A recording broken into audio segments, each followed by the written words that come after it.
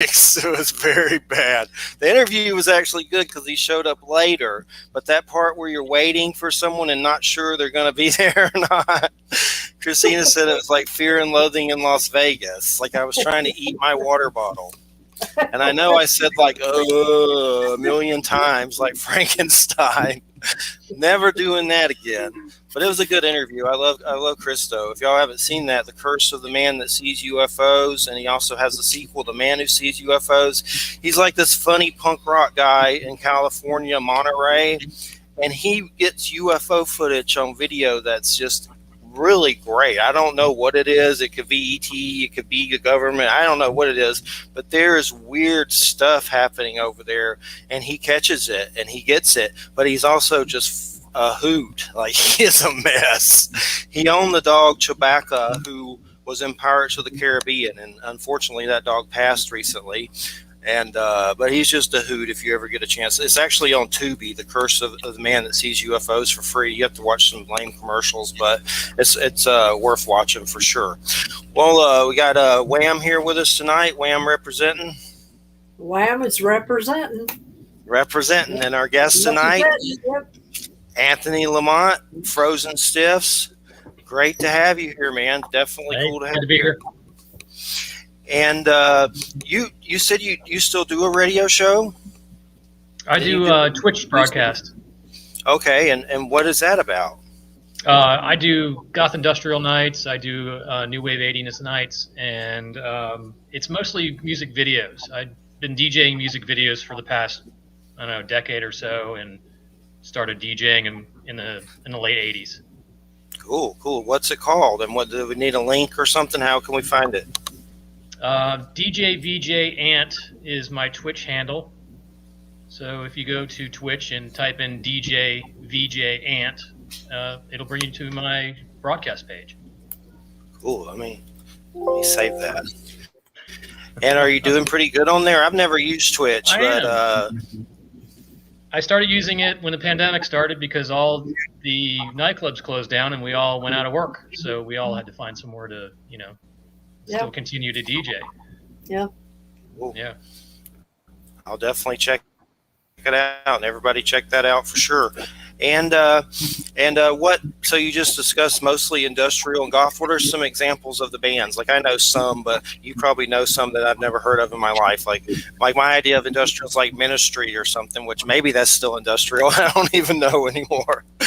Yeah, we still do a lot of old school stuff. I do Coffin Classics. One of my nights is devoted exclusively to music that was from the late 80s, early 90s. And yeah, Ministry, Skinny Puppy, Front 242, those regular bands are always in play. Okay, I know those, so I'm not so bad. I'm not too bad. Not too old yet. I know those. For sure. What are some of the goth kind of bands that are more goth? The old school ones or the new ones? Well, let's get a little bit of both, maybe. All right, so obviously old school, Sisters of Mercy, Fields of Nephilim, Suspiria, and then the new stuff is like A Starry Night and Drab Majesty. I just went to Absolution Fest here in Tampa, and they did a 3-night concert event with over a dozen bands easily. It was a very, very cool concert. Lots of new bands that are just starting to get exposure now. Cool. Starry Night sounds interesting. I'll have to look that up. I'll have to re-listen to all those and try to find some of them for sure. I always like to find some new stuff for sure. And so what is Starry Night? How long have they been around? I don't know. 5, 10 years. I don't know. I heard about them about 3 or 4 years ago. They're from Florida, where I'm from originally. So during the pandemic, I moved from Atlanta back to Florida. I was in Atlanta for about 20 years, and now I'm back in my hometown, Tampa, Florida. Cool. I was born in Georgia. I lived there about 20 years and then ended up down here. My dad passed, and my mom decided to move down here for some reason. Everybody up there thinks this is spring break paradise, which, I mean, it has its good points, but it also has its bad points. Like, it feels like Vietnam outside every summer, or the Amazon, pretty much. And it seems like it's gotten worse. Is it any better right now, Jeffrey? Is it It's any better? starting to try to get a little better. Like, Starting. it was a little, like there was a little bit of 60s that came in here, but starting Monday, I know it's going to be set. I know Sunday and Monday 74 I read, and then 50s in the morning. So I was like, thank you, Great Spirit, please get rid of this oppression. It's terrible. But it's just been bad. Like, do you think it's gotten hotter over the years since you've been here, or is it always like this? Because to me, it seems like it's getting hotter or something. That's a good question. I've only been here for the past year or so. Okay. Atlanta obviously gets warm as well, but I think they're cooling off a lot quicker than we are this time. Yeah. So I used to hang out in Little Five Points a long arse time ago, but I know it's gotten kind of commercialized. It's not the same. Is that someplace you've been to? I'm sure you've heard of it and been there possibly. Yeah. Before I moved to Atlanta for the first time back in '90, I'd go there for vacation, like during the summer break. I would just travel up there to visit. A friend of mine moved up there a year previous, so I went and checked out Little Five Points around '89 or '88, and it was that was the place to be. And now there's a Starbucks there, so that pretty much tells you the Little 5 Points. Yeah. I remember Junkman's daughter. Is that still there? Crystal Blue. That is still there. Yes. Crystal Blue still there. Crystal Blue still there. Yes. That's one of the first places I got some of my woo-woo fix. Like, I started looking through those books there, and I just launched into another world that I didn't know existed.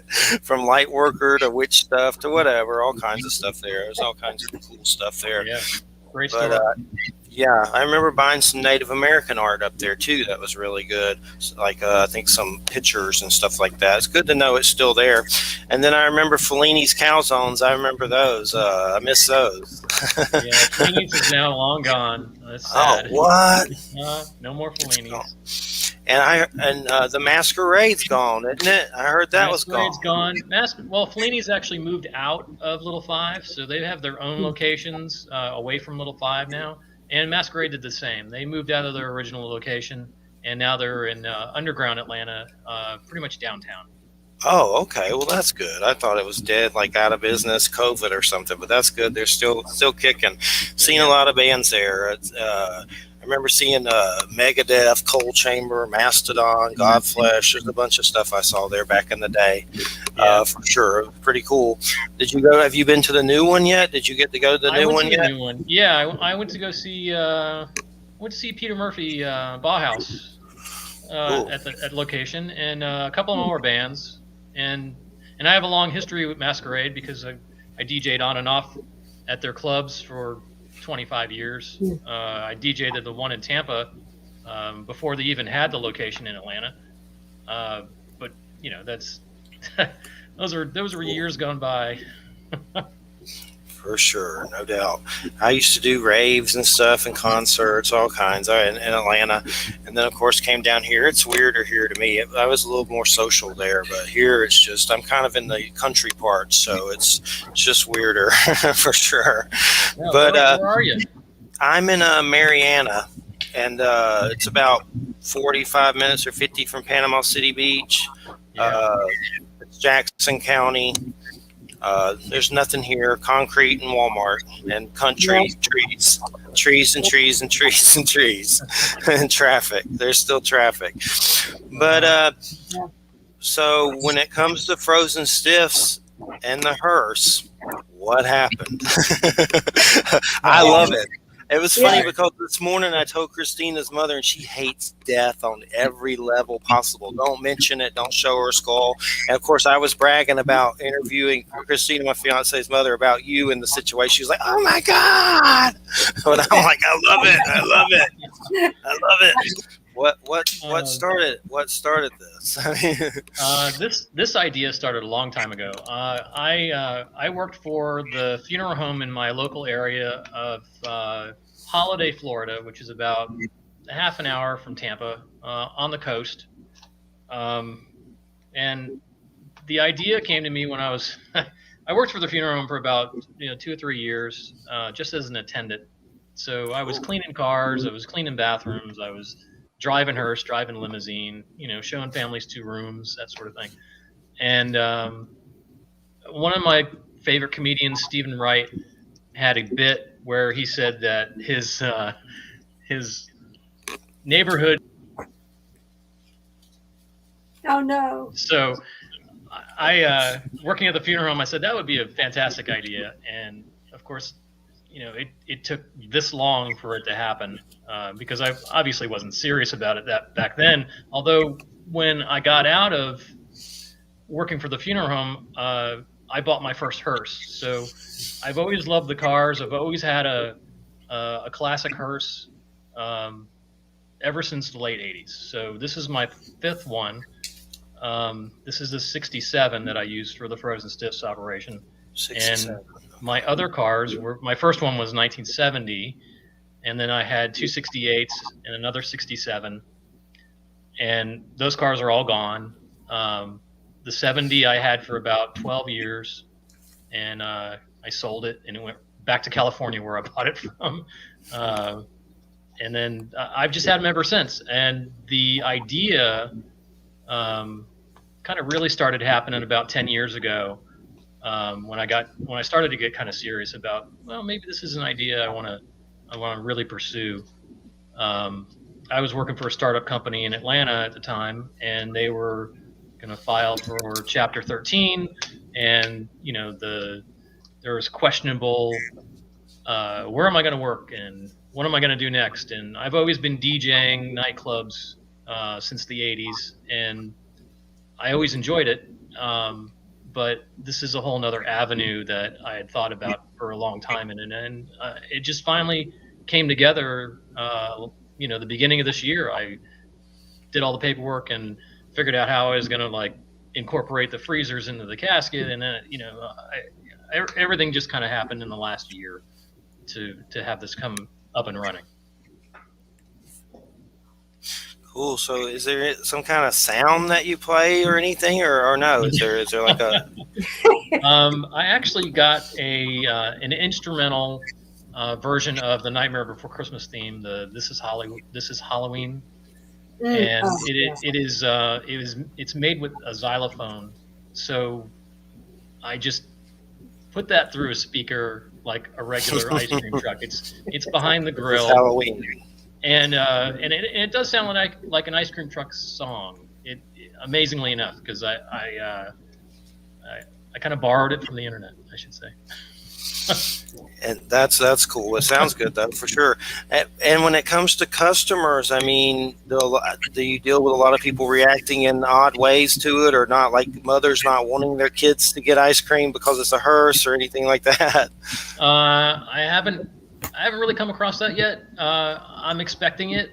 There are some odd things that happen when people walk by, and not kidding. When I'm at an event where I'm present, people can see me. Obviously, I have the window down so I can serve out the window, but yeah, everyone that walks by always says it out loud. They look at the sign on the side of the car and they always say, "Oh, Frozen Stiffs," out loud every time. And they're not talking to me. They're just sometimes they're just talking to themselves. There's nobody with them. But it's funny how they all say it out loud. It's entertaining for me, at least. Well, it's sort of like, it's almost like a triple entendre, I think. It's sort of like, is this ice cream? Is this dirty? Is this porn? Is this haunted? Yeah, I'm sure there's a lot of questions going on in their head, and a lot of people like to look inside. Hey, how do you do that? What are you doing? How do you keep it frozen? So I have people poke their cameras in there and take pictures. I'm like, all right, yeah, you can take pictures. Sometimes I open the door for them to take a look inside. It's entertaining. So do you do your own ice cream products? I mean, do you have your own line, or do you serve? I wanted to do that, but the cost of that is just very prohibitive. Well, that's what I was wanted to get wondering. the coffin shaped popsicles, but just to make those is, I have to charge $8 a popsicle to make my money. It's crazy. So yeah, we just do novelties like a regular ice cream truck. Although they are good ones, they're not the cheapies. I do Choco Tacos and stuff like that. Oh, okay, yeah. Okay. I'm just catering try to cater to adults more than children. Right. I haven't even seen an ice cream truck in so long. Like, there's not even trick-or-treaters here, so there's not an ice cream truck. It's weird. But, I mean, I love what you're doing for sure, and I'm sure where you're at is Tampa, right? So you got a pretty big crowds there and everything. Probably more than here for sure. I've lived here for 10 years. I've never seen a trick-or-treater come to my house ever. In 2 different locations, and it's not because I'm weird and creepy. I am weird and creepy, but they're not there at all. Like, they're not even going down the street. There's no. They try to change the day here for Halloween or something weird, so the devil won't get power or something like weird stuff. Yeah. We'll trick him. But what are some of the other ice creams? I mean, Choco Taco. I mean, what else is there? I have Jolly Rancher Bomb Pops. I got the regular drumsticks, ice cream sandwich. Those are the regular things that almost everybody carries. There's an Oreo dip, like vanilla treat.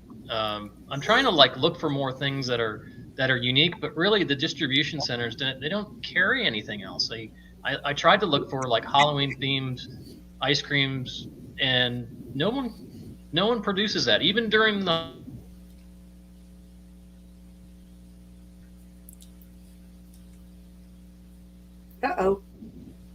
there's some kind of, hopefully he comes back, but it froze a little. There he goes. There was a hiccup. I froze. The Matrix froze. I was like, "What happened to it?" The ghost is there. But it's a really cool idea. Are you ever going to try to do franchises or more and more in a location, or is it always going to be just you? Or that's probably expensive, I'm sure. That's something to look into. I thought about the whole franchising thing, and I just.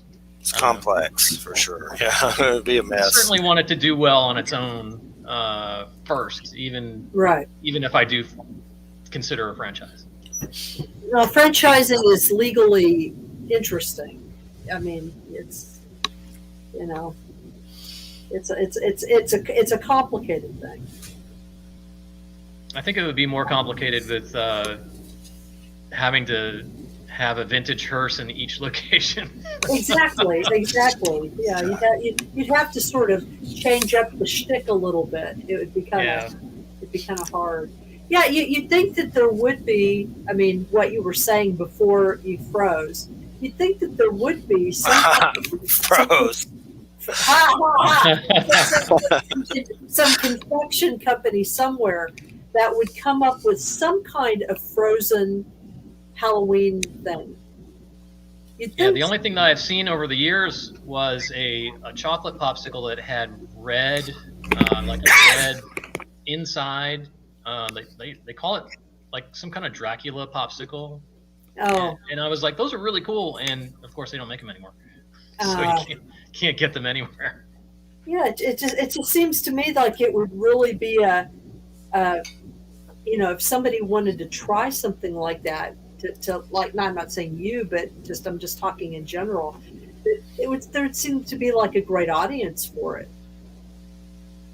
Because people are trying to do. There are lots of people that are trying to do the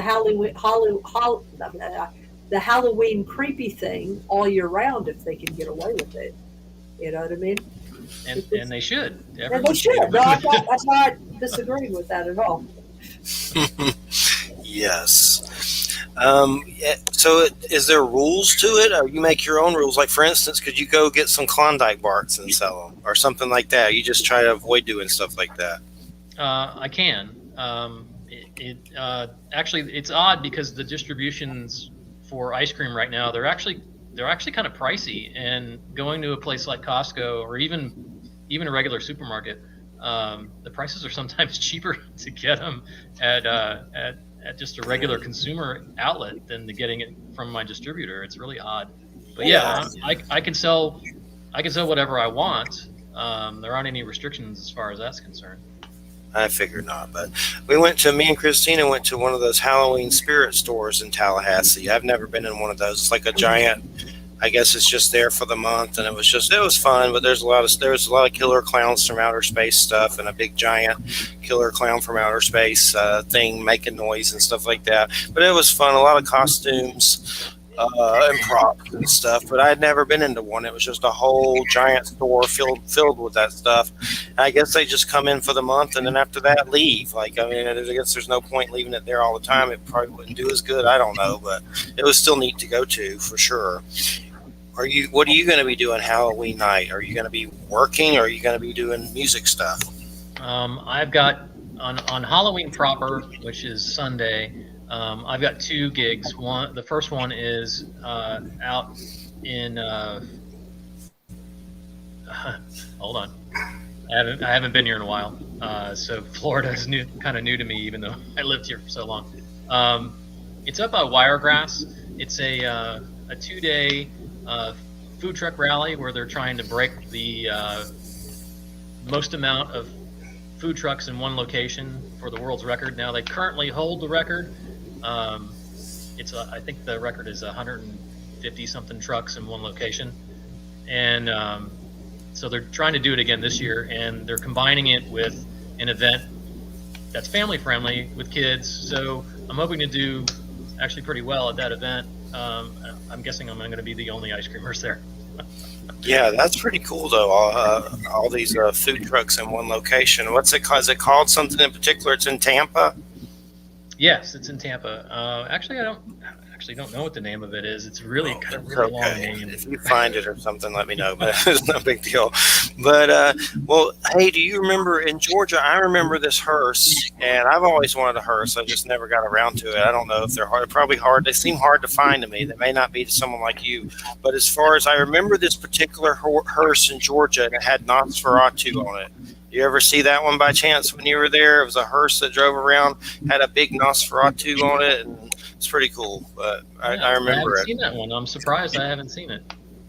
And I've seen it in like Clayton County and stuff. It may be gone now. I mean, it was a long time ago, but I remember it. I'll never forget it because I collect little weird Nosferatu things, like little weird figures. You'd be surprised the weird little statues and figures and stuff you can find in Nosferatu. There's weird stuff, really, really strange things. But it had Nosferatu painted on it. And as far as hearses go, do you think they're easy to find? Is it kind of like a needle in a haystack?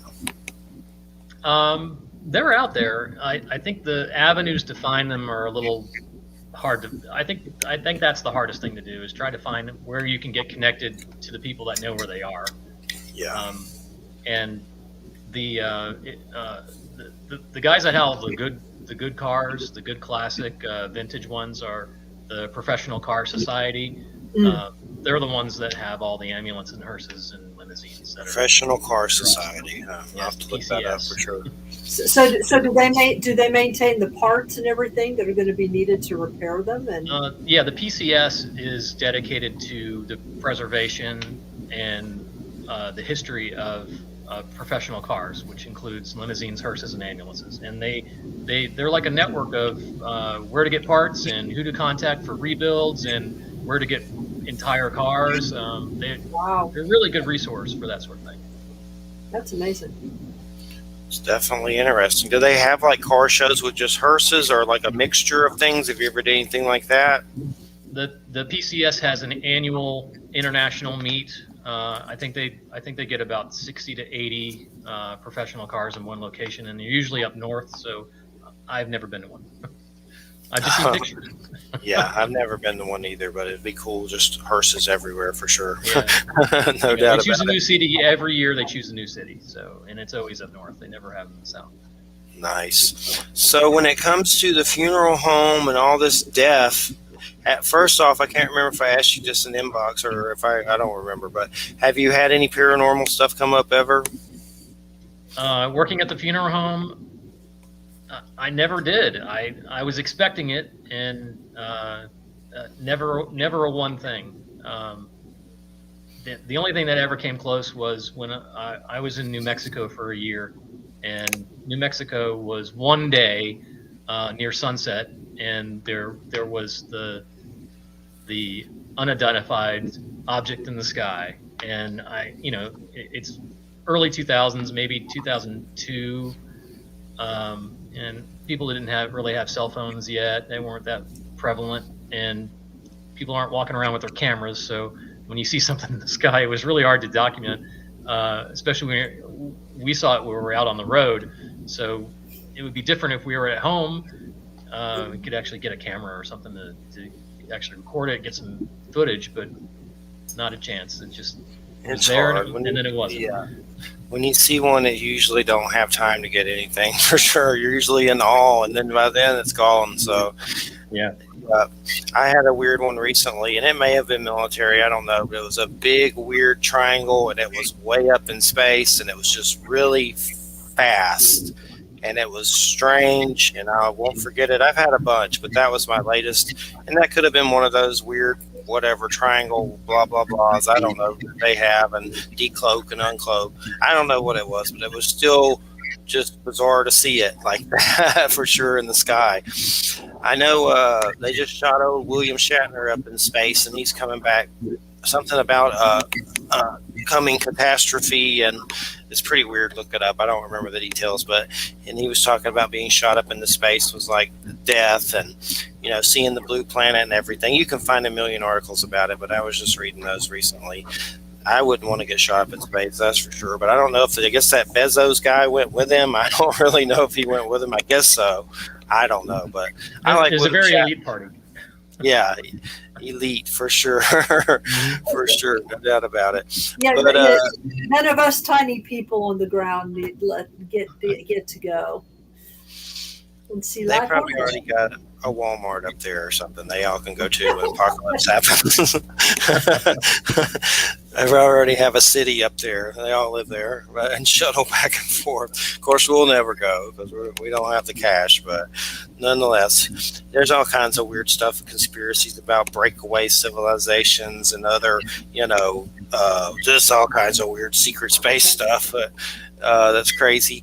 But as far as what else do you plan to do in the future with Frozen Stiffs? You just kind of like do your own thing? Is there other levels that you're wanting to reach with it?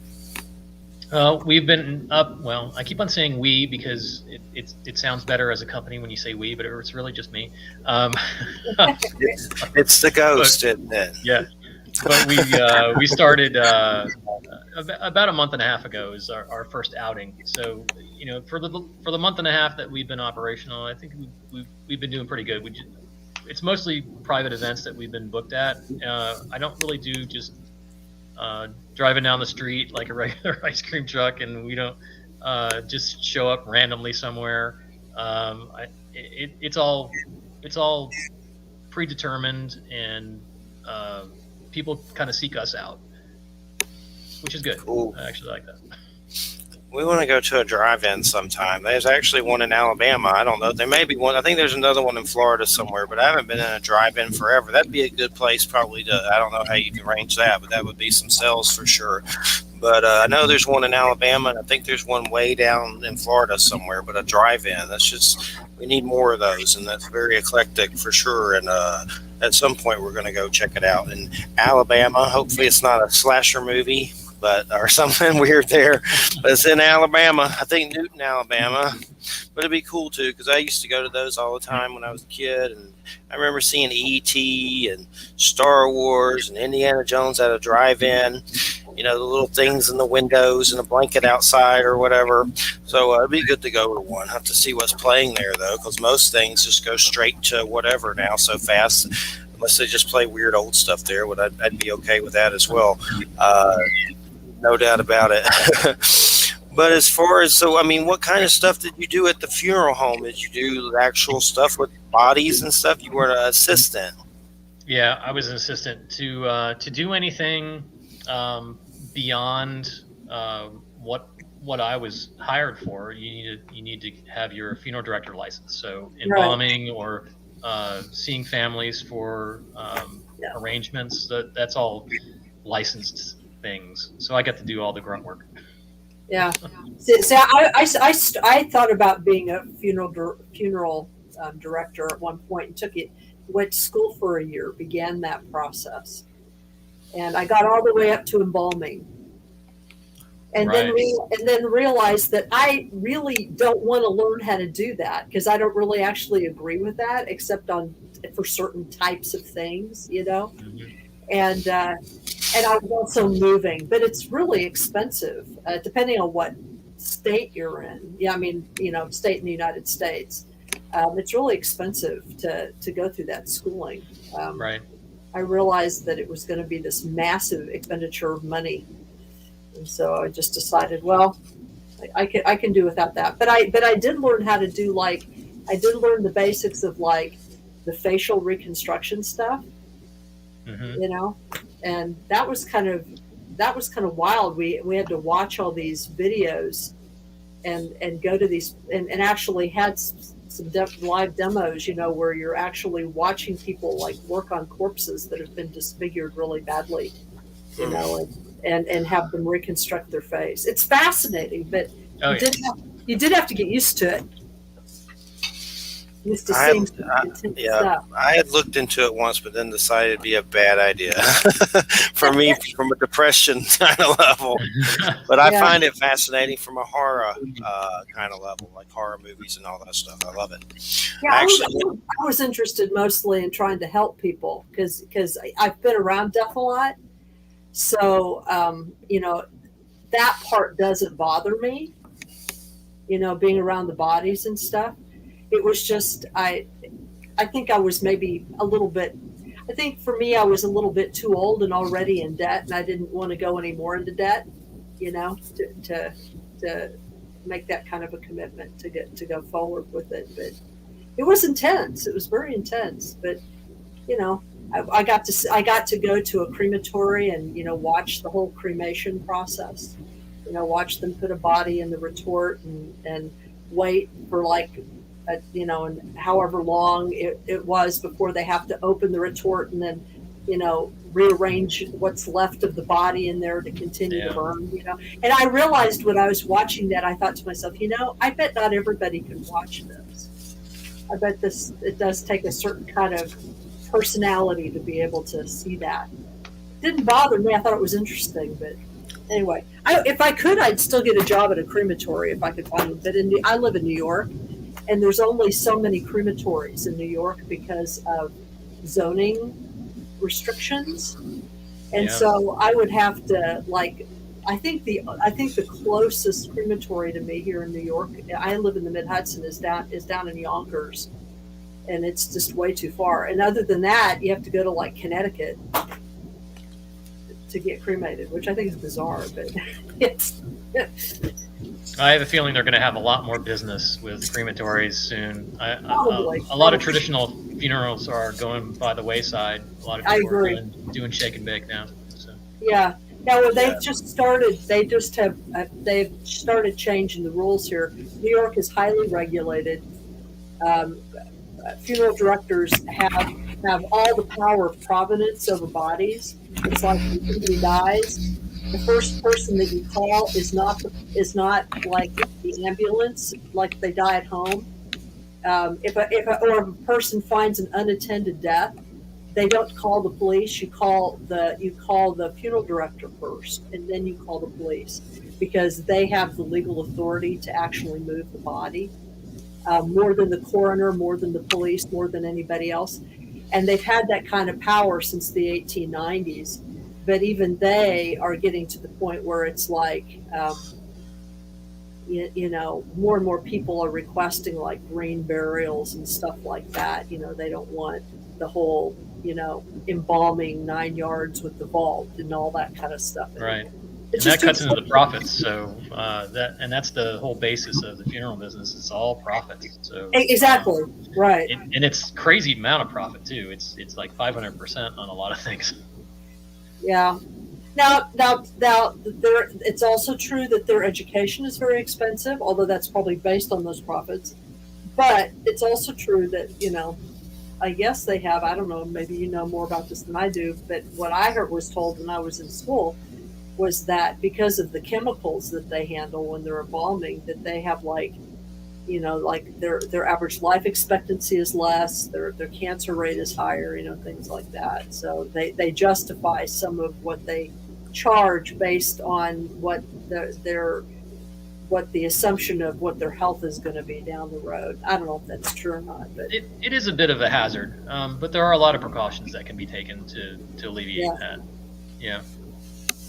And as far as like going to school, and if you didn't want to embalm and you wanted to, set up arrangements with families instead, a lot of funeral homes, they split the duties between people that want to do one side and not the other. So there are directors that only do embalming. There's directors that only do family arrangements. It all depends on, what direction you want to go. Well, it depends on the state too. In New York State, if you want to be a funeral director, period, whatever you do, you have to be licensed as an embalmer. That's right. Required. Yes. So every state is different in that. Right. In Florida is the same way. It's just that they actual homes will decide whether or not you can. It's like kind of like picking your role at that funeral home. It's like, oh, I don't want to do embalming. I only want to see families and make arrangements, and they usually allow that. So it's a little bit of a freedom. Yeah. You still have to technically learn how to use a truck. That's right. Yeah, that's right. Yeah. I recently went to a funeral home. Christina's grandmother, we were doing hospice for her. She was 91, and she passed, and we took care of her up until she passed, and that was kind of my first time having to be that close. I've seen my dad when he passed and stuff like that, but actually helping someone eat and all that stuff. And then she finally did pass, but these two tall dudes from the funeral home, brothers, came here to pick up her body, and they were in a white hearse, and they were tall, and they looked like something from the Twilight Zone, and they were very nice, but it was like a Twilight Zone episode. It was like these two tall dudes that were just like, shaking your hand. They were taller than me. I'm 6'2", which I may have shrunk some over the years, or bad posture or whatever, but I shook their hands, and it was just weird. But eventually we went up there to get the ashes and everything, and me and him and Christina started talking about the paranormal. And this is this very Christian guy that ran it, younger, and we were standing in the room with all the coffins. There was like army ones and all kinds of weird stuff, like with logos and stuff, from the military and all that stuff. But he actually told a story about his dad seeing a UFO over, I forget where, but he told us a UFO story and his dad seeing it and stuff like that. And then I've had experiences, and I told him about some of mine. I got into some of my stuff with him. And then at one point, he goes, well, do you think doing that radio show opens doorways? And I was like, yes, that's the plan. No, I was like, maybe, possibly. But he was nice. But he gave me his email to send him some Native American stuff when I do it, because he's into that. But it was just, it's just strange when you go there. I had to pick up my dad's ashes, and we picked up hers ashes. It's just the weirdest thing, You're carrying around somebody that used to be, alive, and they're just in a tin or whatever. And of course, I always think of the Big Lebowski with ashes blowing their face, the dude, and all that stuff when they blow the ashes in their face. But it was, I'd looked into funeral home stuff, but just like I said, I didn't think it would be good seeing all that stuff, because I have depression and stuff when I was younger, and still do on some level occasionally.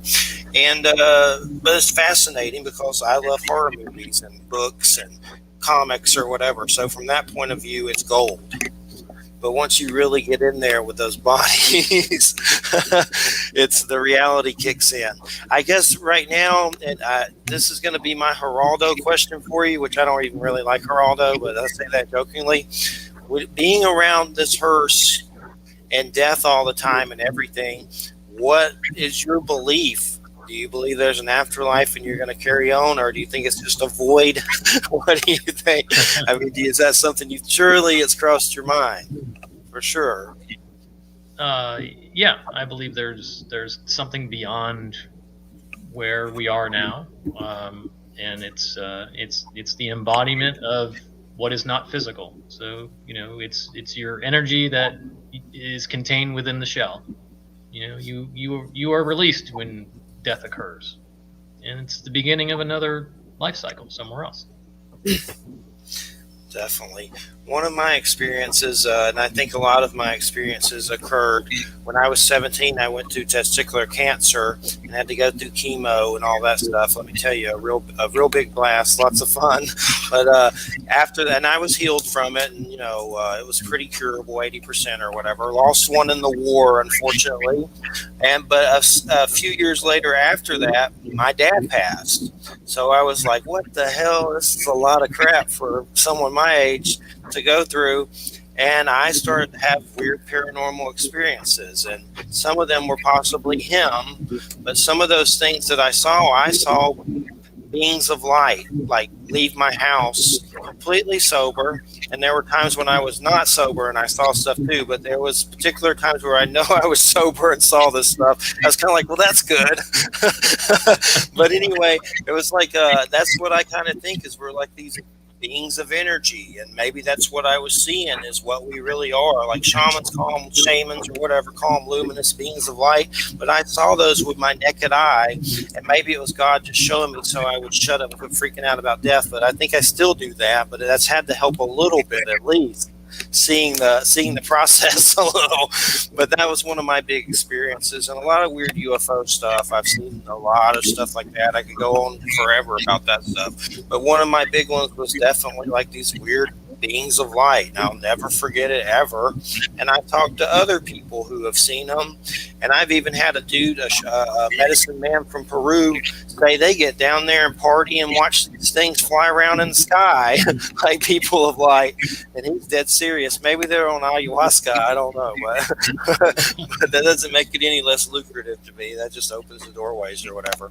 But yeah, I was just curious what you thought. So basically, energy is infinite; it never dies, and we're carrying on whether we like it or not, probably. Infinite. Infinity is the true Terra. But hopefully it's a better level where it's not so weird and stressful, that's for sure. On this planet is definitely just the financial aspect of trying to survive, and bills, and just the fart you got to pay for, a bill of some sort. And the power bills in Florida just to keep the AC on, man, it's outrageous everywhere. I mean, it's like, I know 400 here. I've heard other people 5 or 6 just doing it normally, trying to stay cool. Of course, I'm sure they hike those up big time as well. But just the day-to-day survival is so stressful. But yeah, I believe that too, very similar to what you think energy carries on. And I think on some level I've got to glance into that to see it. And I think there's kind of like a quantum realm around the earth, and that's where you go. And then I guess maybe they usher you somewhere else to babysit you once after that. I don't know, but I definitely think life carries on for sure. So I guess I've been listening to a lot of weird Halloween like party mix music lately. Like the weird, like kind of like the Ghostbusters, Thriller, those things you find on a cassette at Walmart or something back in the 80s. They have whole YouTube playlists of that stuff. Time Warp, Twilight Zone, all that stuff. But the this is water. This is water, by the way. It's not booze. Okay. Is it Florida water? No, you can't. That's toxic. I can't drink that. Oh, no, is it? This is just actually tap water that I just put in a seltzer bottle. Anthony, have you ever heard of Florida water? It's like some weird thing. It's called Florida water. Like witches use it and stuff, and it's from Florida. And they sell it. No, what it is, it's not a weird thing. What it is, in the 19th century, it was common for people to use types of colognes that were scented with flowers like rose water or jasmine water or citrus water. And Florida water is one of those perfumes. And it just came to be used. It's a citrus-based perfume. It's got an alcohol base, but it just came to be used as something that people who did Vodun or Hoodoo or, various of the, Caribbean things that people do just started to use because it's something that you can just make. You know what I mean? It's like if you have access to citrus fruits, like the skins of citrus fruits, if you have access to that and to alcohol, you can just simply make versions of it. So you could make like these perfumes of, that you would then use to like purify, like sage or whatever. It's not this weird stuff. I mean, I know people who make it. But, does like a company make it though in Florida, or is it like? There are several commercial versions of it that you could get. Yeah, but it's not difficult to make. I mean, you can get recipes online. I mean, families would do their own recipes. You know what I mean? But it's very common in parts of Florida and Louisiana, and different specific groups do it. But it's not this weird stuff. I've got some downstairs. I use it myself on occasion. Will it scare away bad spirits? Well, it's like using salt water. It purifies, or sage. That's what it's used for. I use sage for sure. I'll have to get some and test it out and see. It sounds interesting. I've heard y'all talk about it, but I've never come across it personally or anything. You can get it on Amazon. So it's just water with like herb stuff in it. You just put in Florida water, and the main company that makes the commercial brand of it, the popular commercial brand, it's right there. For all of your ritualistic needs, you can get Florida water. Absolutely. Let me tell you, guess what I found if you're looking for ritualistic things? I was just looking, I do like some altar stuff every now and then, and I wanted to get some nice little candles. Like, I wanted to see if there were like little, like candles that were maybe about the size of like a tea light or something, so they wouldn't burn for a long time. But I wanted to see like if they had some pretty ones, like were in different colors. They actually sell, there's a company that does this. They actually sell these little tiny, they're put in like tea light cups, but they're not tea lights. They're keyed by scent and color. They're like made by a Hindu company, and they're made into these really elaborate like little flowers. They're like gorgeous. They're beautiful, and you can get like, I don't know, 10 or 12 of them for like, I don't know, $15 or something. And each one of them's like handmade. They're not like molded, but you can get them on Amazon, and they're like made by some Hindu company or something. And they're like these beautiful, and they're for offerings. They're not just votive things. You can use them actually for like offerings to Hindu deities and stuff. And they're just beautiful. I got a bunch. What are they called? Yeah, I'll go get them. I'll show you. Hold on. Okay, that's cool. Just a minute. We've all had weird paranormal stuff. Wham is in Hudson Valley, and she knows a lot of natives up there, and we try to get a lot of natives on talking about that stuff. That's when it gets really weird, but it's good. It's really good when you got the natives talking about Bigfoot and stuff like that. And also down here, up here in the Panhandle, I know Stacy Brown, and hung out with him. He's been on Finding Bigfoot, and him and his dad got some weird thermal vision of something in the woods that seemed like a crazy Neanderthal Bigfoot thing running through the woods, and it was actually looked at by scientists, and they couldn't prove it fake or anything, and they won some money for research. But I've hung out with him before, and there's all kinds of weird stories up here in the Panhandle about supposed Bigfoot sightings, but he actually got one on weird thermal video that's weird. It looks like something like Predator or something, but it's definitely bizarre. You can go ahead. I don't know if you can see that, but see, this is like in one of those tea light things. Okay. And this is it's like handmade, so it's like molded in there, and it's green, and it's two different types of green and a yellow, and this is like an offering tea light, that you give as like an offering to. I think it's like Lakshmi or something. But anyway, these are just like on Amazon. It's so bizarre. This is like a nice purple rose. I mean, look at that. And they have several different types of these. And the company is kind of like called something like Gosh Navash or something. I can't pronounce it. But anyway, so yeah, you can find all of your ritual needs on Amazon at this time. Absolutely. It's bizarre. I don't know that that's a good thing, but when good Botanicas or There we go. good Had some internet Botanicas. trouble. What's going on? Oh, I had some internet trouble. It disconnected and it came back. I'm back. When good botanicas or herb shops or witch shops are far from you, you go to Amazon and get your little offering candles. Which one do you send those to? Do you send them to a particular deity? Well, I've been burning these. I've been doing some Venus stuff, so I've been burning some to Lakshmi occasionally, and I've been burning some to Freya occasionally.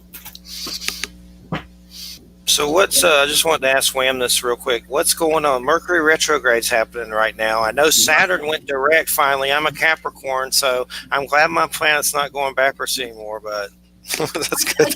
I think I can look this up, but I don't have it right with me right now. I think that everything has gone direct except Mercury, and I believe Mercury goes direct on Monday, which is I think whatever the 18th is. Monday or Tuesday, I guess. I know Saturn was backwards for a while, so I'm glad it's trucking in the right direction now. Because it was gut wrenching. Saturn's always gut wrenching, so the taskmaster. But yeah, Wham's in Hudson Valley, and she worked with a lot of the natives up there, so we get cool crypto stories and cool stuff from up there all the time from her, and a lot of UFO sightings up there on big levels. One of the weirdest things about UFOs lately, Anthony, is I've been into this subject for a long time, and I know she has, but they've been going crazy about it on news stations lately, like Fox. Like, I don't watch Fox, but I'll put UFOs Fox into YouTube just for fun. Do that one night. When you're baked or something, you'll have a glorious time watching those guys freaking out about UFOs. Tucker Carlson, UFOs are in the sky. Marco Rubio, like they're freaking out about UFOs.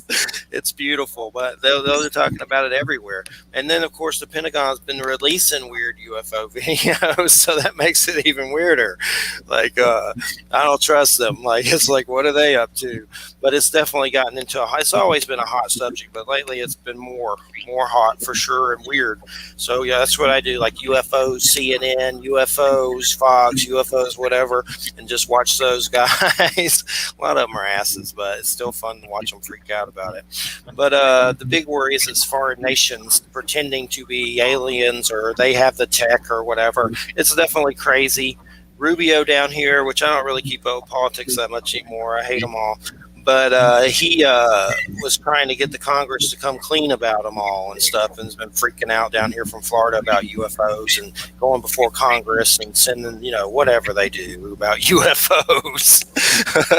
It's all amusing for sure. Like a Twilight Zone episode for sure, no doubt about it. Yeah, but these mainstream media outlets are all doing that UFO story a couple months ago, and you wonder if you're ever going to get the real story behind anything. Oh yeah, are they just saying what they want to be sensationalized and get more ratings, or are they actually believing what they're saying? Yeah. It's well, with the media outlet, it's almost impossible to say. I mean, and what's weird about it is that for those of us who've studied this for decades, I'm like on my fourth decade or something studying this. What's weird to me is like these stories will come out, and you'll see this footage or whatever. And if you've been studying this for a long time and you've heard the accounts, you're like, well, yeah, it's like it's not really that interesting because you've heard this before, and you've heard this, you've heard accounts from pilots or from people, like in the military of these strange objects going at like supersonic speeds that we can't duplicate without, by the way, making a sound like they're breaking the sound barrier. Things like that. This stuff has been reported since the 1950s. All right. And it's like, it's always treated like, see, it's real, it's news, it's whatever. It goes in these cycles.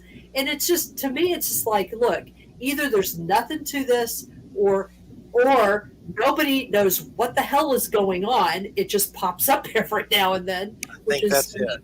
which is sometimes what I tend to think it is, or there is something to the idea that there's this massive conspiracy that some people at least know something about. I tend to think that probably there's just crap that we don't know about, and the government, of course, would want to keep that secret because they don't want people to know that they don't have any control of it and don't know what it is. They would prefer that people think that it's something that they have some secret stuff over, because then at least that gives an aura of power, like they have some power. I'm not sure anybody knows what the hell's going on. Well, I know a lot of people don't like Greer, and I'm not really saying I like him, but Stephen Greer, I know he did some documentary, basically, I didn't watch it, but from the description, this is what I gathered, alluding that a lot of foreign nations have this tech that's similar, maybe not like advanced as some of the weirder stuff they're seeing, but they have weird stuff, and basically they're hiding it. And there's kind of like an illusion over it. And they do have that stuff. And there's been weird stuff. I've had guests on here dead serious about Hitler and UFOs, like dead serious, like Peter Levenda. And, I forget who's the other guy. I can't think of his name right now. But there's another one. But now I'm thinking of, oh, no, the mini pig is awoken. Please. Anthony, would you like a mini pig?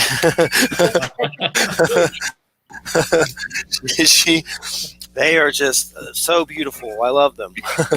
But anyway, it says mama. It's like a horror movie. Mama. It was sweet at first. You can't even, it'll be late at night, and if you make a noise, like let's say you want a little Snickers from the trick-or-treat can, you better not make a noise. You have to be like, so quiet, because if it hears that paper, here it is. Here, we'll show it to you.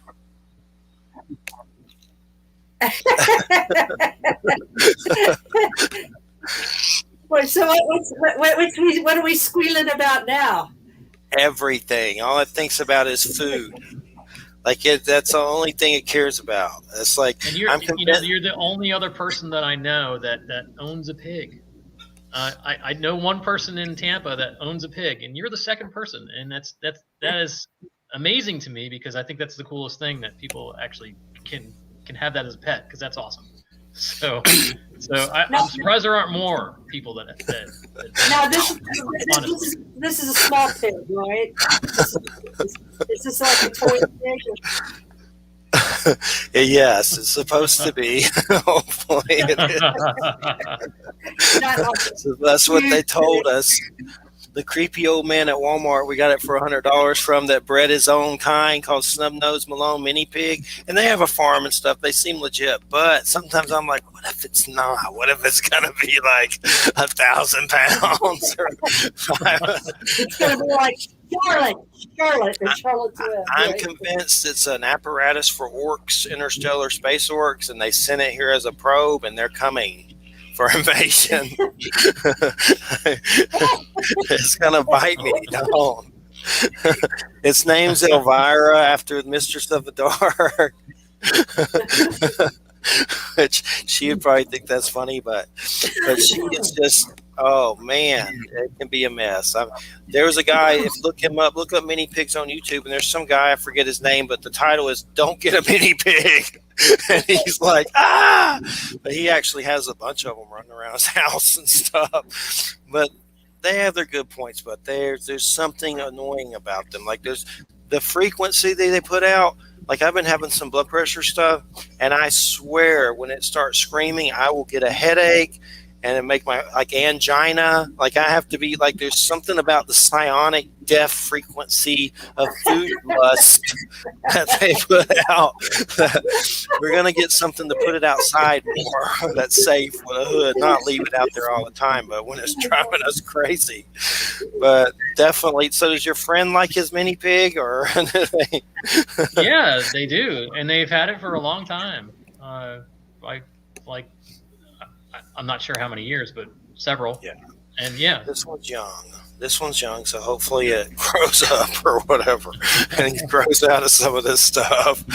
But the dogs, it drives the dogs crazy because it's always looking for food or looking for a teat or whatever on the dog, and it's not there. So that's always a mess. But yeah, you see a guy on the corner at Walmart with a mini pig, run. We have their number still. We may call them like, you want it back. We've had those discussions. We're trying to get through it, but it has been a little hard. Like the pee on the floor thing, that will drive anyone insane. And it won't poop inside at all. It'll always go outside to poop, but for some reason it will sneak a pee sometimes, and that's enough to just make you nuts. So hopefully it gets better with that. It has a box and everything, but I swear to God, it'll do the pee thing to get back at you because you didn't give it a Dorito or something or whatever. It's like, cats do that. They do the revenge pee too. It is like, I also do the revenge, hairball hacking on your stuff. That they do that too. It is a revenge pig. It likes to plot revenge. So, Anthony, when it comes to, are you into horror and stuff, like movies and all that stuff? Is that something you're into, the genre? I'm not a huge horror fan. I mean, I love the classics. I guess my classics when I grew up during the 70s and 80s. What are some of those? Hellraiser is one of my favorites. Cool. I don't really like slasher films. I like things with a little more storyline. Not just, there's something that's chasing you that wants to rip you to shreds. You want psychological. A little bit of psychological, yeah.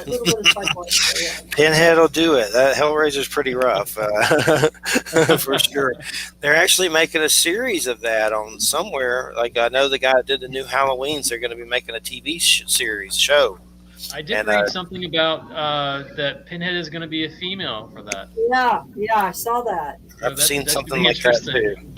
Yeah, I've seen things like that. I don't know if it's for the show or whatever, but I know there's other movies coming, so that may be for the movies or the show. I don't know, but I know both are coming. And that dude, I forget his name, David Gordon Green or something, did the new Halloween, the last one, and then Halloween Kills just came out, which those are worth. I haven't seen the new one yet, but I'm going to watch it because it's weird. They released the new Halloween on Peacock, and if you just pay $5, you can watch it. It's at the theater too, the second one.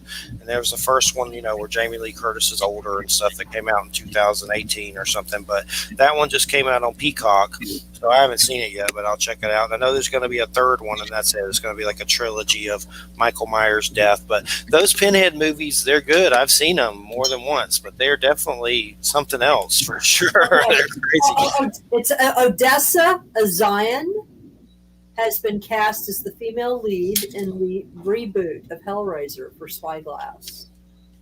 And she starred in something called Let's Scare Julie. And okay, here it is. It's in the upcoming Hellraiser reboot in the works at Spyglass Media, which is not to be confused with the Hellraiser series in the works at HBO.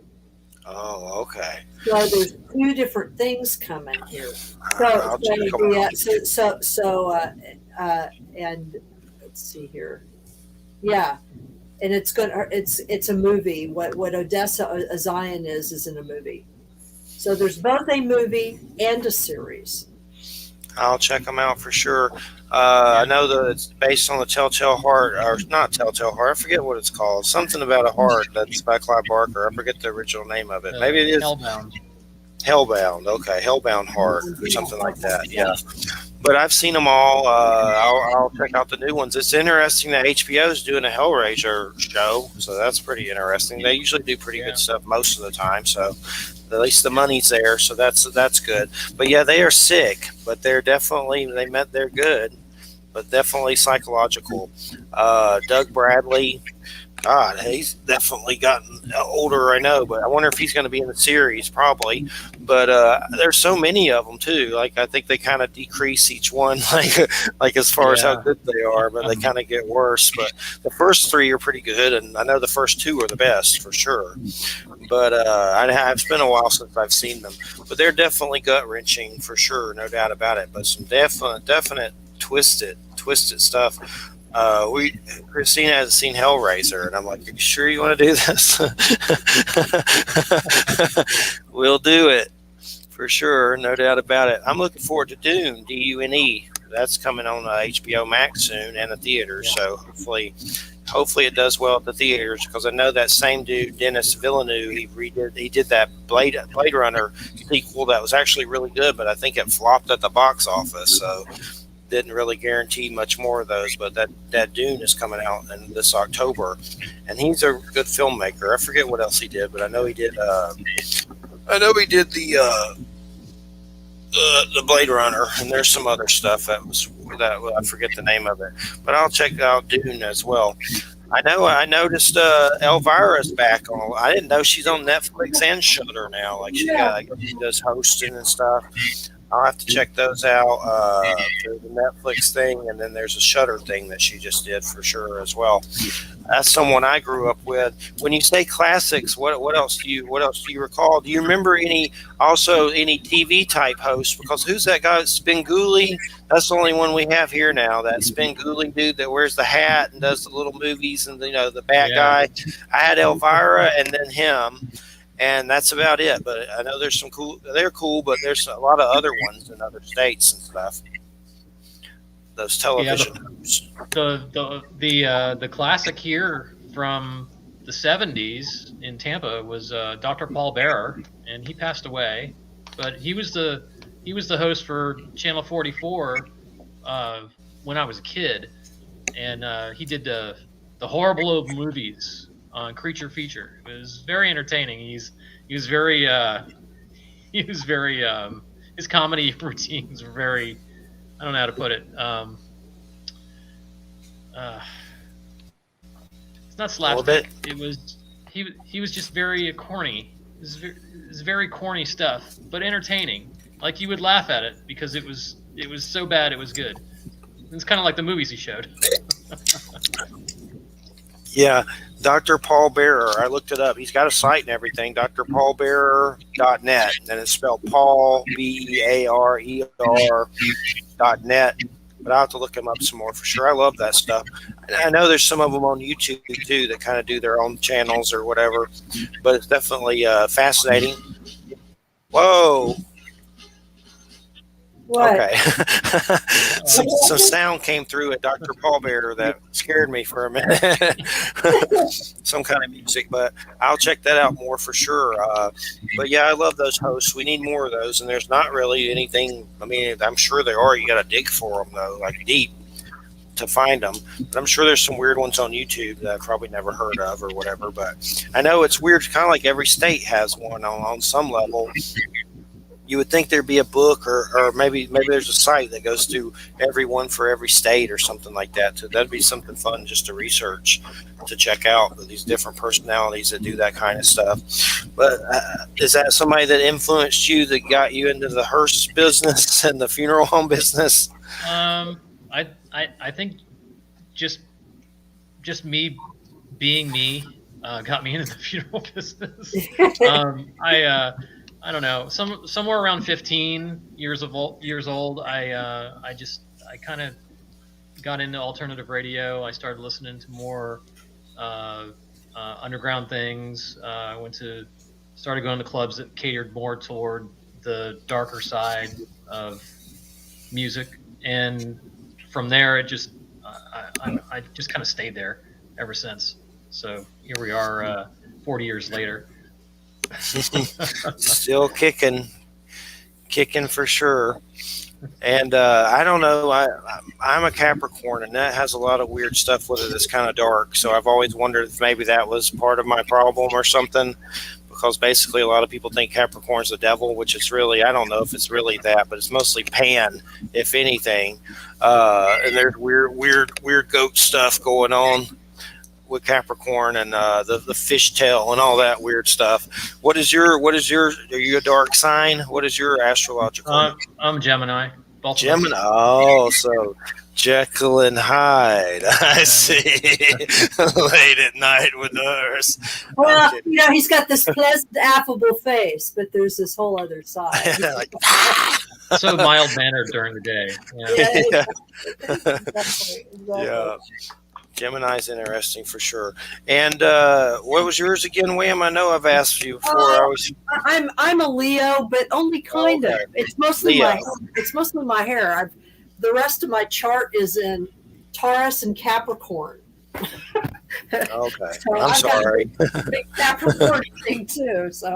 So how did you go about making a coffin into a freezer? I mean, how does that work? Is that something you had to design personally, or is that something you ordered?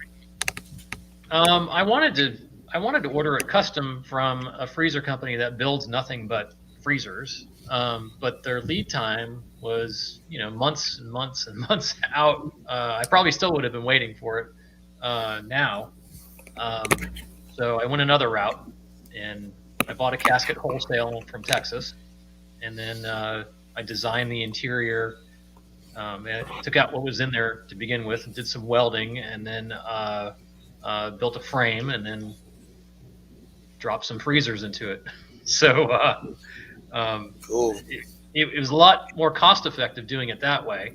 Although I did want to go with a company that actually made freezers for ice cream trucks, but like I said, the lead time for my specs would have been months and months out, so I didn't want to wait.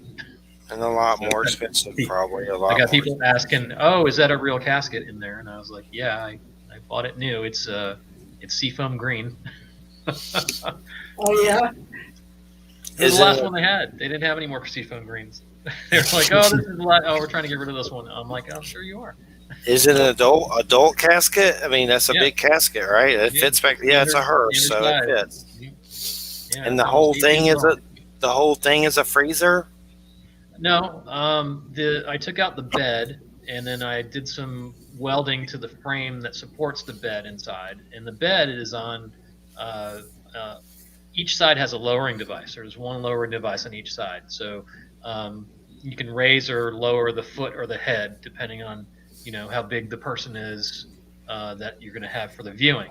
So what I did is I just took all the bedding out and left the frame, and then dropped it down to the level I needed, and then built a wood frame on top of that steel frame.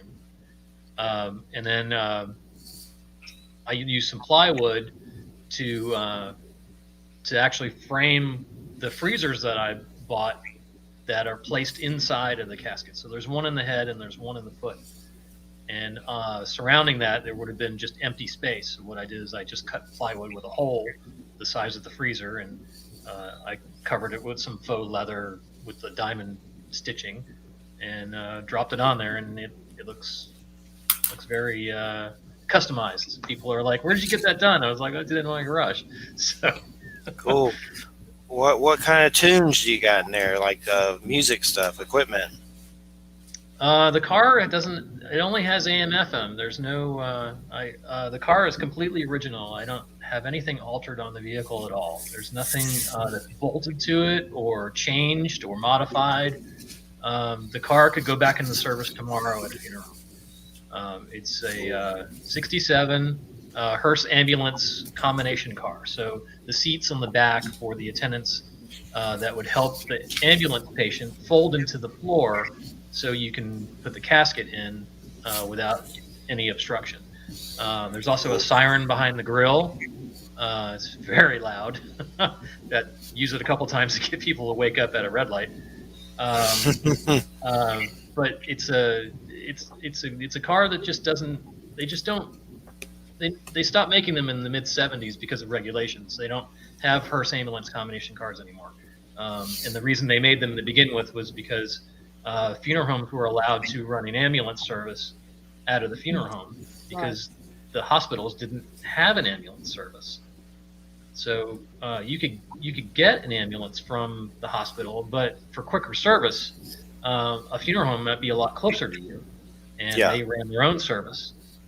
Regulations put an end to that in the mid 70s, so they stopped making combination cars. So you don't see ambulance hearses anymore, and that's one of the reasons my car looks odd. People look at it, oh, well, did you put the seats in the back, or what? Why are they there? And there's all kinds of questions, and I usually wind up going through a whole spiel about Hearse ambulance combination cars and why they're non-existent anymore. What company built them? Or there are several. My favorite is Superior, and I have owned nothing but Superior built coaches. But there's S&S and there's Miller Meteor. Those are the three predominant coach builders, and a lot of them were based out of Ohio. okay. Superior merged with a company, and I don't remember who recently. So the name is still there, but a lot of the Hearse companies have become huge conglomerates now, and they've absorbed smaller companies and still build coaches, although they're not on commercial chassis anymore. They're just stock chassis that they modify the vehicle now. I think they've gone back to commercial glass, and I think they're extending the bodies once again, just in the last couple of years. So a lot is going on with the way they build Hearses again. They really downsized in the late 70s, and they haven't changed much except for body style in the last 20, 30 years. So they're not the same type. They're not the same companies that build limos, though, right? Some of them are. Yeah. Some of them are. Yeah, I know Superior also built limousines and ambulances. Of course, when the automobile-based ambulances went away and they went toward box ambulances, a lot of the companies stopped making ambulances altogether because they didn't want to change their whole tool and die process. The new companies that already started making box ambulances were taking over. So you don't get any of those professional car companies that make ambulances. They're just ambulance companies now, which makes sense because that's the new standard. The automobile ambulances are just gone the wayside in the 70s. It's interesting. It's like a whole area of automotive stuff that nobody really thinks about very much.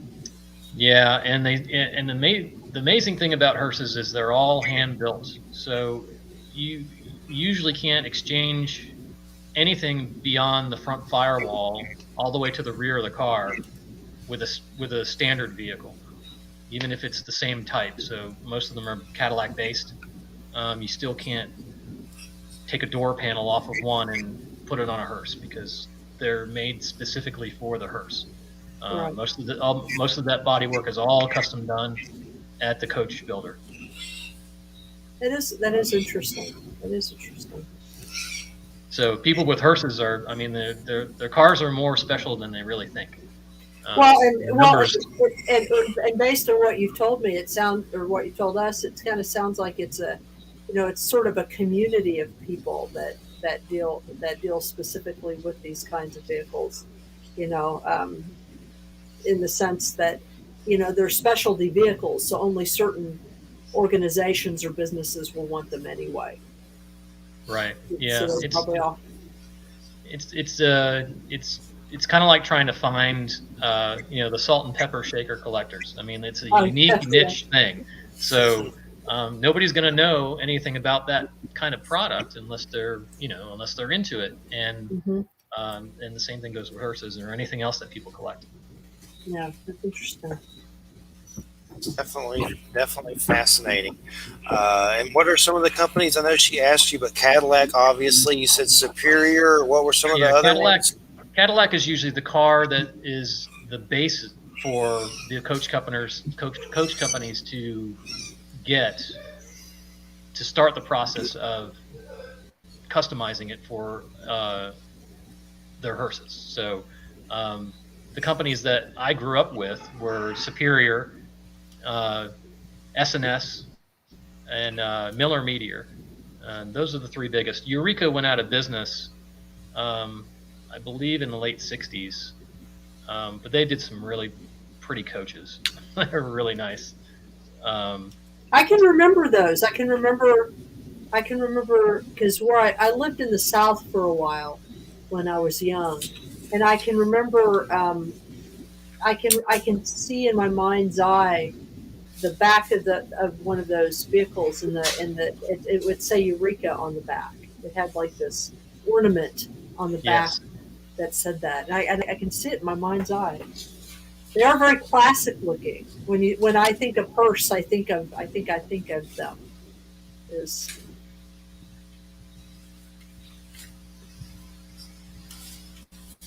making sure everything's. She froze. Did you freeze? Okay. no, I didn't freeze. I thought that was a moment of silence for the vanished Eureka person. Yes. I know I was looking up for that Nosferatu hearse in Georgia. Nothing came up, but a band called Nosferatu came up. Are you familiar with that band? I've heard of them, a little bit of it, but A band called Nosferatu. Yeah, goth rock, Nosferatu. Yes. Is it called the Nosferatu or Nosferatu? I think it's just Nosferatu. Yeah. Yeah, that's it. Yeah, because it says on here. Yeah, at first it says but then it says called Nosferatu. But yeah, Vlad Janisic, I'll have to listen to him more. I know I've listened to him before, but I definitely need to check it out more because I have a Nosferatu fetish for some weird reason. But I just had pulled up the site looking for that hearse, but I couldn't find anything with that hearse for Nosferatu. Who knows if it's even around anymore? It's a long time ago, a real long time ago. I don't even remember how long. It was so long ago. But I'll have to see what some of their songs are. I'll have to look them up on YouTube. I'm sure they have a channel, but I think I have some of their stuff downloaded somewhere or something from a long time ago. So when you get into the music stuff with what's going on lately with Halloween on your show and stuff, are you trying to, I mean, you can pretty much play any of that stuff and it's for Halloween, or is there particular things that you're playing for Halloween right now?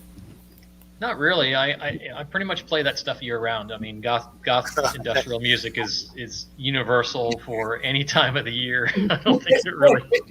Yeah. We don't really have special nights for Halloween or October. It's always the same. It's every day's Halloween. You can kind of spin Christmas into a creepy holiday too, and now with the Krampus stuff and just creepy old Halloween. I mean, Christmas music and stuff. Like you can go the Halloween approach with Christmas with a lot of that stuff too. It's like that can make Christmas eerie. Well, it's a different place now than it was 20 years ago. You wouldn't be able to get away with zombies and vampires and that sort of thing 20 years ago with mainstream anything. People would be very leery of taking over Christmas with something that was macabre. Yeah, for sure. Krampus has paved the way. The Krampus. well, so has A Nightmare Before Christmas. Yes, that's true. And Jack Skellington. Yeah, for sure. I know they're doing some live version of that, and they've been talk of a sequel or something. One of the big things I'm interested, Tim Burton's doing a Wednesday Addams Family series on Netflix, so that should be pretty interesting. Just going to be like a series, so hopefully that's good. I forget who the dude that's going to play I forget. They said his name. I forgot it. Louis Guzman or something's going to be Gomez. He's kind of a dude that's been in some movies.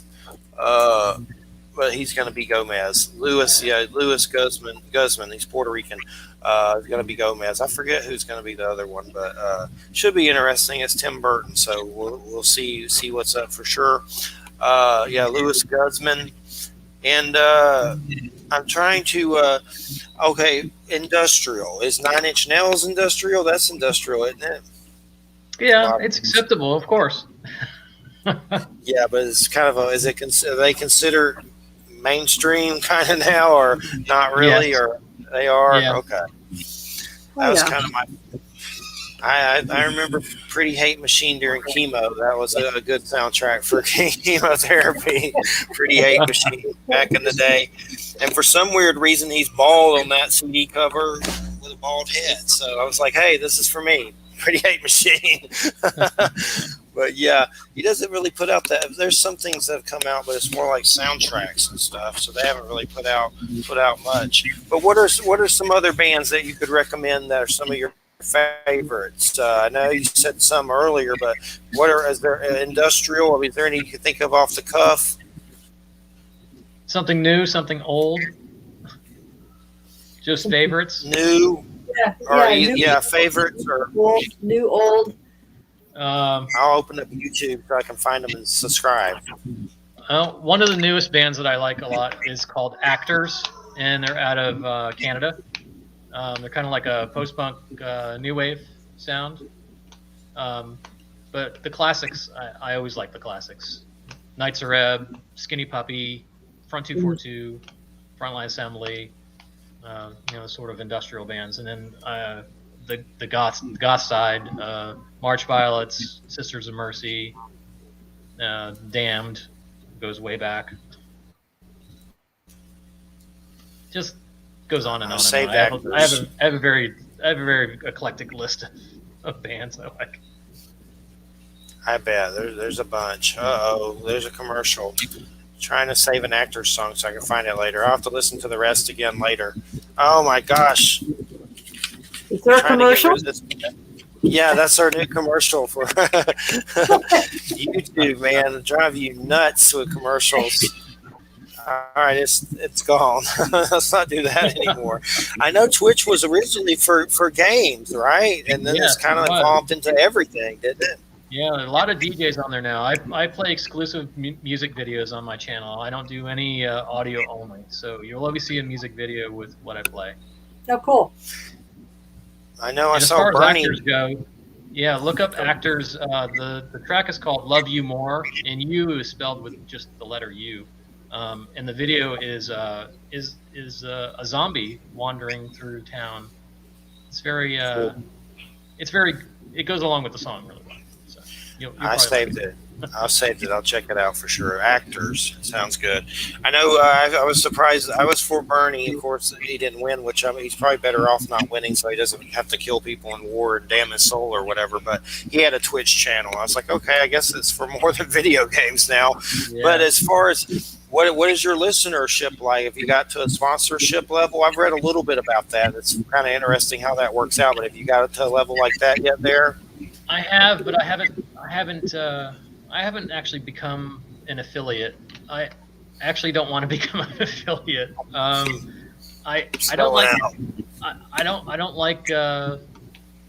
like the idea that you have to advertise, that someone has to put a commercial on your channel, and I just do it because not only do I love to DJ, but I want to give my patrons the option of whether or not they want to, donate. You can listen for free. You can donate. The choice is yours. But for the affiliate program, I just thought it was kind of a downer that not only do you get commercials, but you pay per month, whatever, to have access to your channel, not to get them. So if you don't sign up for affiliate at all, you don't get any commercials, period. So I just figure I'd go that route. Do you do it with other people? I love Twitch. I think Twitch is pretty awesome. I have almost 2,000 followers now, so that helps. Do you do it by yourself, or is there other people with you? Nope, just me. And at the end of my set, I usually send people off to another Twitch station to, expose more people to another DJ. Cool. So when you do DJing at like events and stuff, what do? Do you make music or you just play stuff? That's just like you play stuff, like you do. Yeah, I just play stuff. And if the nightclub doesn't have video capability, I bring in projectors and screens to augment that. Cool. So you just like kind of put up themes and weird stuff and things like that, like videos and stuff. Well, usually every song that I play actually has a music video. So I play music videos all night. It's pretty cool. Cool.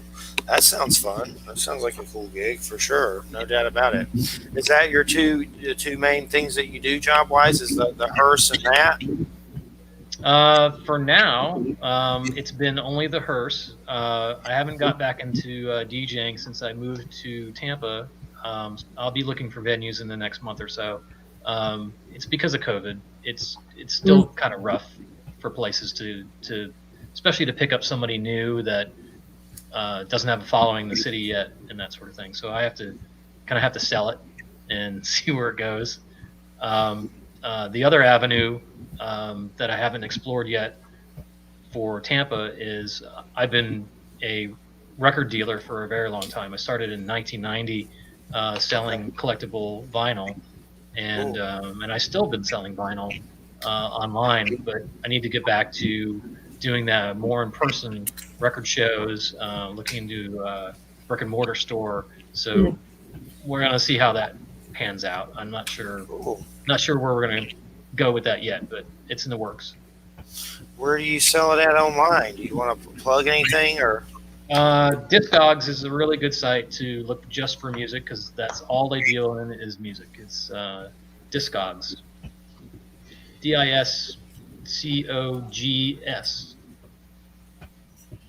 DISCOGS. Discogs, yeah. Only does music. They pretty much catalog any music release from any country, and then it's also set up as a sale site.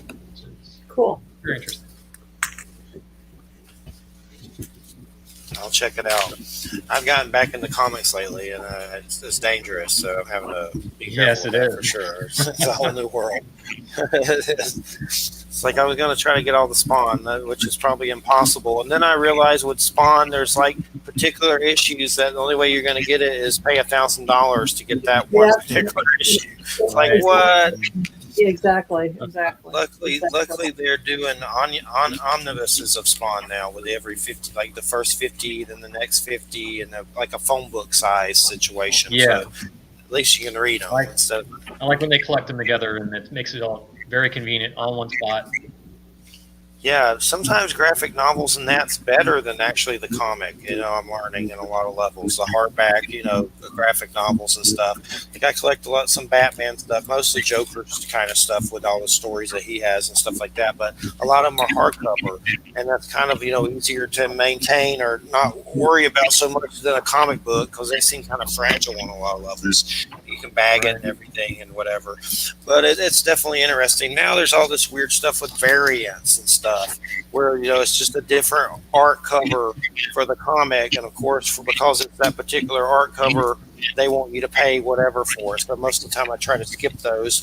There are some of them that are alluring, but other than that, it's kind of like a gimmick, I guess, that's working, because I hear comic book companies are having to keep up with all those variants, and the ones that are only printed 1,000 times with particular art. It's kind of weird because it's the same comic, it's just a different art on the cover. So it's just, and that's the same thing that happens in the record business. It's same record, different country, different cover, different track listing. I mean, it's the same thing. It's just people are collectors, and they want every version of what they like. Yeah, it's definitely. And then is that something people do with records? Like, let's say it's from Japan, that makes it worth more for some reason or something like that? Yeah, to the person that is looking for that particular version, yes. Wow. Again, it's a you need to find the person that wants that salt and pepper shaker. So this particular item, yeah, it's finding the person that wants to buy it is the challenge. But yeah. Once you do that, it's easy to make a sale. I saw a sad Rob Zombie story about one of the Ramones that he was friends with, and he bought a Wolfman French poster from him or something. But I forget, it wasn't Joey, it was another one, I believe. But anyway, the guy, the Ramone was a collector, and Rob Zombie said that he was collecting up to the day he died. And then once he died, I guess Rob Zombie got depressed and stopped collecting for a while, because I guess he realized you're going to croak and you're not taking this stuff with you. But just a sad story that I read about collecting. I was like, well, that sucks. Yeah. But I still do it. But nonetheless, trying to figure out a way to take it with a UFO. No. What you do is before you die, you figure out somebody who's younger, who can take care of it, that loves this crap as much as you do, and you just will it to them. You just give it to them, That's the challenge, to find somebody that has the same passion for that niche thing that you think no one else cares about. Yeah, there's probably at least one person on the planet. It's just a matter of finding them. That is true. Definitely, for sure. And it's just definitely, or maybe you have weird astral copies of everything that you own, and when you die, you have an astral PS5 or an astral Spawn comic. Probably not, but maybe. They say there's an Akashic library where everything's kept in information, like a digital God library in the afterlife. Could be BS, but maybe not. I think we're already living in that library. Yeah. I believe that everything's interconnected anyway. So what's yours is mine is kind of a reality. It's a collective conscience. I think when we're not here anymore, that's why they say, oh well, you know everything when you're not of this world, and that makes sense because it's a collective energy. And if everything is one, then you would know everything. You would be all-knowing. So, the veil is lifted at that point. Definitely. Yeah. Do you consider yourself a particular spiritual belief system, or are you just kind of like free-balling? I take a little bit here and there and just and have my own idea about what that is. I think that's kind of what I do, yeah. I think it's an individual a thing for everyone, and some people need guidance and some people need to join or be a part of a larger group of people that have a like mind, just to feel as though they have that same idea, that it gives them comfort. And some people are on their own, like me. So.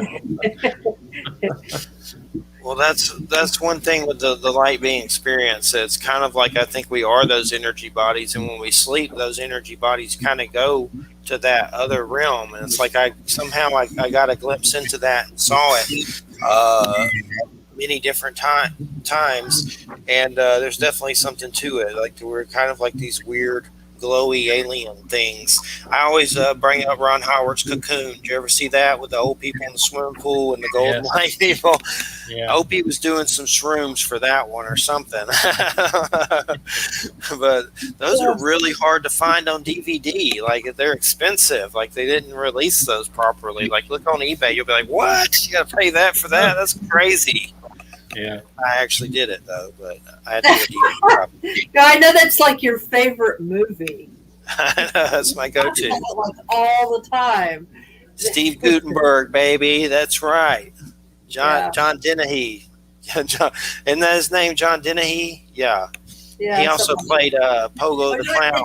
It's Brian Dennehy. Brian Dennehy, yeah. He played John Wayne Gacy in a movie. I actually got that, but I haven't watched it yet. It's one of those, like, do I need to watch that? I will eventually, but I'm sure it's creepy as hell. Because I could see him being very creepy, Brian Dennehy, for sure. But in that movie, he's John Wayne Gacy, and on the front, he's dressed up like the clown. And it was on, like, I don't know if it's a TV movie or it's on eBay. But it's definitely, I got it. I haven't watched it yet, but I'm sure it's one of those where you're like, okay, I'm going to watch this eventually, but no, probably not right now, but I will watch it eventually for that story. I know some of that story, and it's crazy as hell for sure. What are some? We got about 11 minutes or so. What are some other classics that you remember? Is there any other ones that you enjoyed when you were growing up? Well, if you want to talk about paranormal. Which seems to be the thing. So, in the 80s, Christopher Walken did a great movie called Communion. Yes. That's a real life account of I forget what was his name. Willie Schreiber. I've been in a fight with him, but I love Communion and I've read those books. But fantastic movie. And those alleged experiences occurred only 35 miles directly to my west. Nice. I live in the same county that they happened in. I love that movie. We watched it not too long ago. When I was younger, I went to a theater with someone and I didn't want to see the movie they were watching. I walked in and it was that movie in the theater. And Christopher, you gonna do what with that part? What are you doing to me? But yeah, and those little dwarfs and stuff. I've read a lot of his books. I don't want to get into the feud. It was just a verbal thing, but he basically said anybody that associates themselves with the name Mabus must be crazy because it's from Nostradamus and all that crap. No one knows what it means. Everybody thinks it means Antichrist. Nobody knows. Maybe it does, maybe it doesn't. Nostradamus never said that. But basically, it was my younger days. I was going to make a band named Mabus when I was on drugs, and I went sober, and I didn't do it, and now here I am, except for weed, of course. But anyway, with a screaming baby pig. Yeah. It kind of reminds me of Bruce Campbell playing with the Necronomicon. Probably not a good idea, but I did it. Yeah. And at that time, I remember telling the Army of Darkness, the Evil Dead series. I love those. I love those. Enough campy in there to make it perfect. Oh, let me tell you. In fact, I was just thinking about Army of Darkness the other night because I have it on DVD and haven't watched it for a long time. I was like, I need to watch this film. I haven't seen it for years. I do too. I love it. It'd be a good Halloween. They actually did a TV series that was good for 3 seasons, but the idiots canceled it. I'm sure they had their reasons, but it pissed me off. But Ash versus Evil Dead, and it was good. I don't know if it was 2 or 3 seasons, but Starz canceled it like jerk-offs. And it's still fun to watch. It's still really good. But I just wish you shouldn't cancel Evil Dead. Come on, man. You scrape up the money with a GoFundMe or something. It's like with Hannibal, that show. That show was amazing. Had the greatest reviews ever, but none of the viewers, so they said killed it. But it's kind of what happened with Ash versus Evil Dead too. And interestingly enough, it left in a weird situation with some weird car and him in the future. I won't go into too much detail, but maybe they'll do something. I know they're doing a video game soon that actually looks good of that, all that stuff. And Bruce Campbell's going to be in it and stuff. So I'm looking forward to that. But yeah, I love those. I grew up on those. Those are definitely classic. Sam Raimi and all that stuff. I hope they do some more, but the Ash versus Evil Dead thing was pretty disappointing. It was good, but they did can it. They canned it fast. There's not a 4th season. I got to watch the new Chucky series, which started on Sci-Fi. I usually try to avoid Sci-Fi, but they will cancel the crap out of stuff too. So it's like, don't get hooked on it. You're not going to see it probably the rest of it. But the Chucky series started. Another show on Sci-Fi that I absolutely loved, that Resident Alien. That was really good. So I'm hoping that still does. Alan Tudyk's in it. And he's an alien, like a gray alien that takes over a guy's body on Earth, and the gray alien wants to exterminate humanity, but then he's starting to like some of the people that he's hanging out with in the town as the doctor. But it's funny. Another good one, Doom Patrol on HBO Max. That's got Alan Tudyk in it, and Timothy Dalton, and Brendan Fraser's comeback show where he's a robot. It's like a crazy DC Comics, crazy mutants that are like, it's weird. Like, it's definitely one of the weirdest superhero situations you'll probably ever see. And there's a blob lady and all kinds of stuff. It's on HBO Max, but Doom, DOOM Patrol. There's actually old comics of that. And it's weird because I was doing research on those comics, and those guys think that the guys that made Doom Patrol think that the X-Men people stole the idea from them, because Doom Patrol originally had the Mad Doctor in a wheelchair, the Psychic Institute before the X-Men, but that stuff, you know, it said it on the Wikipedia. I don't know how true it is or whatever, but it's still a good show regardless. But yeah, the comic thing is definitely dangerous, especially the variants and everything. What with vinyl? What you usually go after, industrial and goth, and that's the kind of music you get with vinyl? My collection's predominantly 80s new wave, so I'm a big electronic new wave fan. So that's new wave electronics. Boy, I haven't heard some of that stuff in a while. Is that like Talking Heads or stuff like that? Talking Heads is a little post-punk and guitar-y. I got into stuff like Flock of Seagulls and Depeche Mode, and I was going to say Depeche Mode. Anything with more than one keyboard. Yeah. Nice. And what is Flock of Seagulls? I remember them. Of Seagulls. I remember them, but what is their classification? They're a British new wave band. No way. New Way. Yeah. New Way. Yeah. No one can forget the Iran song. Oh yeah, Iran so far away. Yeah. I'll have to check it out. I've probably heard it. Now, do you do the videos of those too? Because that was sort of that was the classic age of the terrible videos that no one can act, and yes, the golden age of MTV. Well, when they actually did in fact show music videos. Yes, I remember that. There is a classic MTV now where they kind of rehash all that. It's probably not as good as the when it was first out or whatever, but they do have a classic MTV. I haven't watched it in a long time, but that's good they at least did that, because I had seen the normal MTV and I was like, what the hell is this? This is crap. All these weird reality shows. Yes. Some of my big bands are Tool, Typo Negative.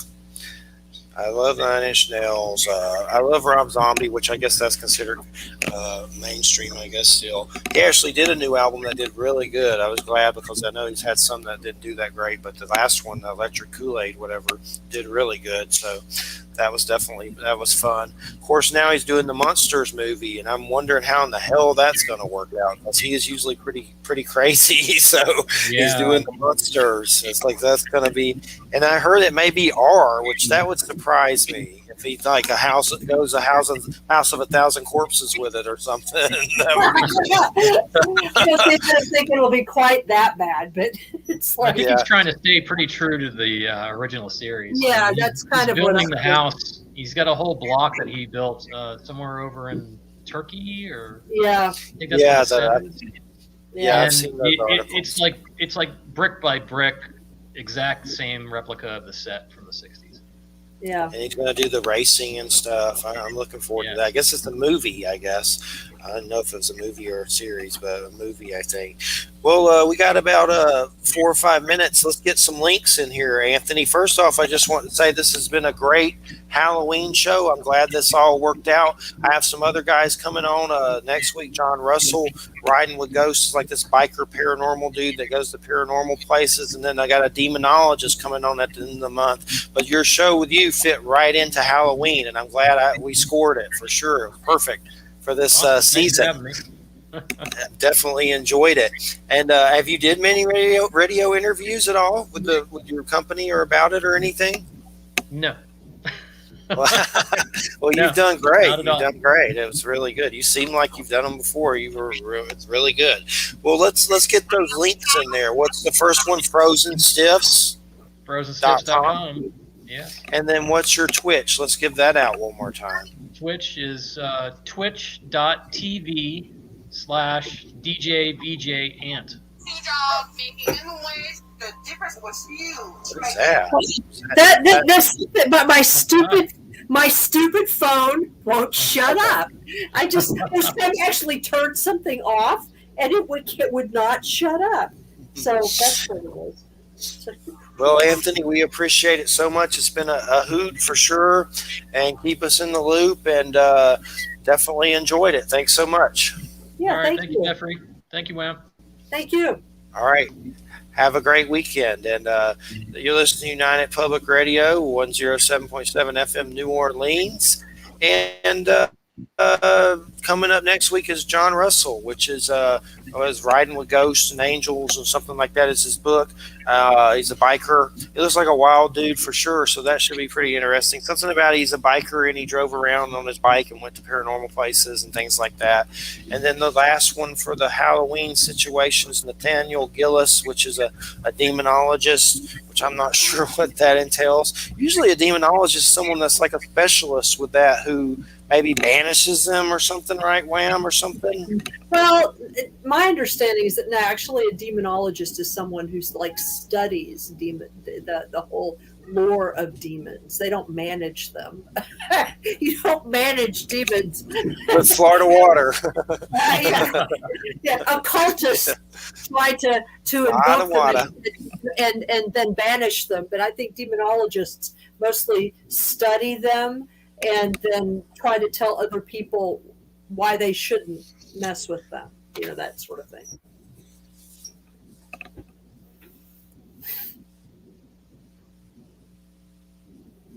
Are we done? Nathaniel Gillis